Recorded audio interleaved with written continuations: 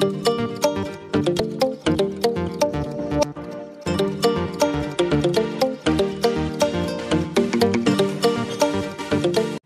बात आप सबके साथ शेयर कर रही हूँ दोस्तों, ज़रा ध्यान से सुनिएगा। एक बार की बात है, दो मित्र आपस में बात करते करते चाय पी रहे थे, वो भी किसी रेस्टोरेंट में।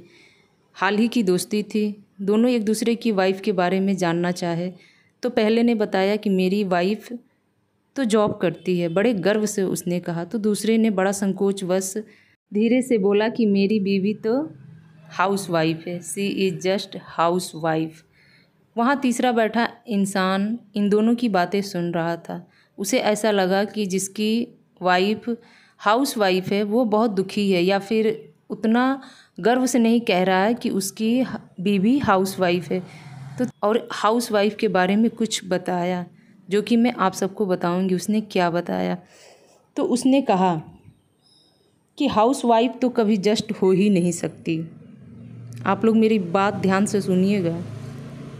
हाउस वाइफ तो हमेशा स्पेशल होती है, एक साथ पति, बच्चा, सास, ससुर, घर सबका ख्याल रखती है, घर के सारे काम करती है, सबके नखरे झेलती है। इसके बाद भी जब उसको कोई एप्रिसिएट नहीं करता तो वो एक मुस्कान के साथ अपने को मनाकर सो जाती है, ताकि वह अगली सुबह उठकर घर के सारे काम ठीक समय पर कर सके, जिससे उसकी फैमिली खुश रहे।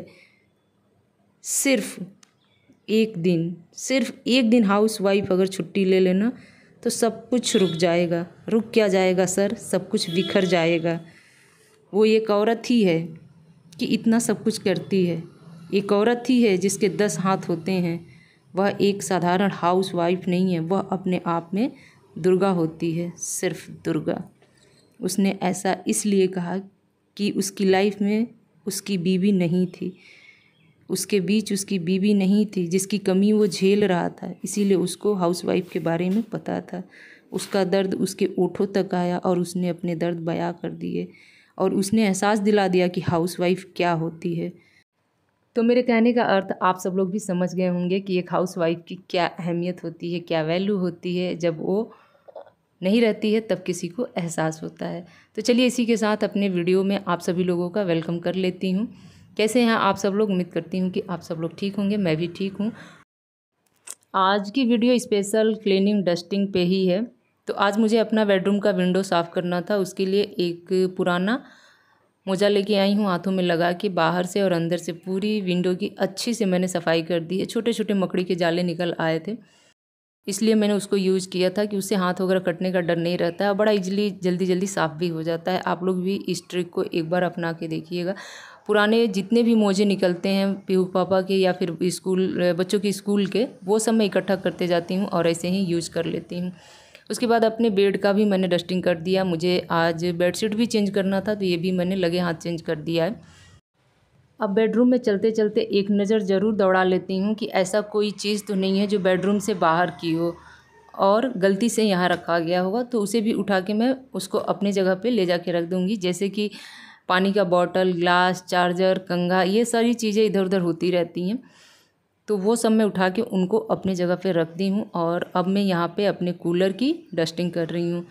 तो अभी इधर 2-3 दिन से चल रहा है, जिसकी वजह से काफ़ी डस्ट इस पर बैठा हुआ था। इधर व्रत की वजह से 2-3 दिन से किसी भी कमरे का कोई भी डस्टिंग नहीं कर पाई थी मैं। तो 2-3 दिन में ऐसा लग रहा था कि अब इसको डस्टिंग करना ही पड़ेगा, तो एक बार अच्छे से मैं सबका डस्टिंग कर ले रही हूँ। और जो कूलर का पीछे का जो घास होता है उसमें भी बहुत सारे झाले लगे हुए थे, उन्हें भी मैंने ब्रश से रगड़ रगड़ के साफ़ कर दिया है। फाइनली मेरा रूम नीट एंड क्लीन हो चुका है। अब इसमें कुछ भी नहीं करना है, अब सीधे चलूँगी मैं हॉल में, लेकिन उससे पहले अच्छे से झाड़ू लगा ले रही हूँ। जी हाँ दोस्तों, घर से बाहर हम चाहे 1 हफ्ते के लिए जाएं, 2 हफ्ते के लिए जाएं, महीने के लिए जाएं या फिर क्यों ना 2 दिन के लिए ही जाएं, लेकिन वो सुकून नहीं मिलता है जो सुकून हमें अपने घर के अंदर मिलता है। जी हाँ, और घर जब साफ़ सुथरा रहता है तो घर में एक अलग ही रौनक चारों तरफ नज़र आती है। चारों तरफ एक पॉजिटिव वातावरण जैसे नज़र आता है। घर जब गंदा हो तो न मन को सुकून मिलता है और न दिमाग शांत रहता है। ऐसा लगता है कब टाइम मिले कि जल्दी से अपना घर व्यवस्थित कर लें हम। और सही मायने में घर अपना हो, किराए का हो, चाहे जैसा भी हो, छोटा हो बड़ा हो, साफ़ सुथरा ही अच्छा लगता है, व्यवस्थित ही अच्छा लगता है। तो सारे हाउसवाइफ की यही कोशिश रहती है कि उनका घर अच्छा से अच्छा दिखे। हाँ, क्यों न दिखे। घर की सुंदरता भी कहीं ना कहीं औरतों की व्यक्तित्व से जुड़ी रहती है। जिस औरत का जैसा व्यक्तित्व होगा ना, उसका घर भी वैसा ही दिखेगा। मेरे कहने का मतलब आप लोग एकदम स्पष्ट रूप से समझ गए होंगे। तो देखिए, बात ही बात में बहुत मेरा डस्टिंग और क्लीनिंग लगभग हो चुका है। फाइनली बस टीवी बचा हुआ है। तो टीवी को भी मैं कॉलिन से अच्छे से क्लीन कर ले रही हूँ। और बच्चों ने कहा था मुझसे कि मम्मी इसके नीचे का जो सुरेख हटाई हो उसकी वजह से काफ़ी खाली खाली सा लग रहा है और बिल्कुल अच्छा दिखने में नहीं लग रहा है। तुम ऐसा करना कि सुरेख उठा के यहीं पे लाके सेट कर देना और उस तरह से सेट करना जैसे पहले था, उसमें कुछ फेर बदल मत करना। बस मैं आज वही करने वाली हूँ, क्योंकि सही बात है, जो चीज़ें जहाँ अच्छी लगती है वहीं रखनी चाहिए। उसको आप थोड़ा भी छेड़ेंगे, इधर उधर रखेंगे ना, तो वो सुंदरता ख़त्म हो जाती है। तो बस इसके साथ भी वही था। यहाँ पे जो सुरेख लगता है तो वो एक तरह से टीवी यूनिट की तरह लगता है। जो भी ज़रूरत की चीज़ें होती हैं मतलब टीवी के नीचे आसपास में रख दी जाती है। और पता नहीं क्यों ये जगह भी एकदम परफेक्ट मुझे लगता है इसके लिए। तो बस मैंने फिर से उसको वैसे ही सेट कर दिया और सारे फ्लावर पार्ट वगैरह को मैंने अच्छे से साफ़ कर दिया है। और इस वाले चौकी का भी मुझे बेडशीट चेंज करना था, तो इसकी भी बेडशीट मैंने चेंज कर दी। लेकिन अभी काम ख़त्म नहीं हुआ है।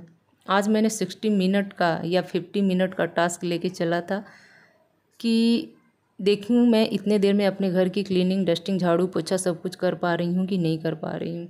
एक बार और मैंने इस पर वीडियो बनाया था जो कि बहुत पुराना हो चुका है। अभी तो किचन का सारा काम बाकी है। जैसे किचन था वैसे ही पड़ा हुआ है। किचन भी हमारा एकदम फैल जाता है सुबह में। जब टाइम कम रहता है, काम ज़्यादा होता है तो एकदम फैलता जाता है। नाइट टाइम में क्या होता है कि जैसे ही हम काम करते जाते हैं, टाइम निकाल के अपना किचन लगे हाथ अच्छे से मैनेज करते जाते हैं। जो चीज़ें जहाँ रहती है रखते जाते हैं। लेकिन मॉर्निंग में ये सारी चीज़ें हो नहीं पाती है।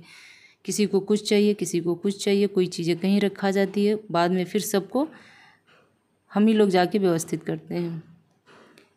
तो यहाँ पे किचन का स्लैब वगैरह मैं साफ़ कर चुकी हूँ और बहुत जल्दी जल्दी सारा काम मैं निपटा रही हूँ। जबकि एक दो काम मेरा एक्स्ट्रा बढ़ ही गया था, जो कि रोज़ नहीं होता है, रोज़ के डस्टिंग क्लीनिंग में नहीं आता है। लेकिन मैंने उसे भी लगे हाथ कर दिया है। और फाइनली यहाँ पे मैं अपना बर्तन धुल के ये जो हमारा बास्केट है इसमें लगा दे रही हूँ। और आज मुझे अपनी बास्केट की भी सफाई करनी थी, लेकिन अब मैं नहीं करूँगी क्योंकि काफ़ी थक गई हूँ मैं एकदम से ना। 2 दिन का व्रत था और व्रत का असर जाके 2 दिन बाद पता चल रहा है। कल ही से वीकनेस सा लग रहा था। काम करने का बिल्कुल भी मन नहीं था, लेकिन काम तो करना ही करना है। मैंने अभी वीडियो में आपसे बताया है कि हाउसवाइफ 1 दिन की भी छुट्टी नहीं ले सकती है, सिर्फ 1 दिन की। वो कहीं भी जाए, ससुराल जाए, मायका जाए, पति के साथ रहे, कहीं रिलेशन में जाए, फिर भी वो बेचारी कुछ न कुछ करती ही रहती हैं। कहीं भी जाएगी अपने घर के कामों में किसी न किसी का हाथ बटाती ही रहती हैं। अपने बच्चों को साथ ले जाती हैं, अपने बच्चों का ख्याल रखती हैं। दूर चले जाने के बाद भी पति का ख्याल करती रहती हैं, फ़ोन से बार बार उनका हाल चाल पूछती रहती हैं। तो ऐसी होती हैं हाउसवाइफ। लेकिन हर कोई समझता नहीं है, हाउसवाइफ ही हाउसवाइफ को नहीं समझती हैं। तो चलिए वीडियो को एंड करती हूँ, मिलती हूँ नेक्स्ट। और हाँ, देख लीजिए पूरे 1 घंटे में मैंने अपने घर की सारी क्लीनिंग, डस्टिंग, झाड़ू पोछा सब कुछ मैनेज कर दीजिए। घर मेरा एकदम साफ़ सुथरा हो गया। सिर्फ एक कमरा छोड़ के पूजा वाला, वो मैं बाद में करूँगी। और मिलती हूँ नेक्स्ट वीडियो में। तब तक आप सब लोग खूब खुश रहिए, अपना ख्याल रखिए। जय माता दी।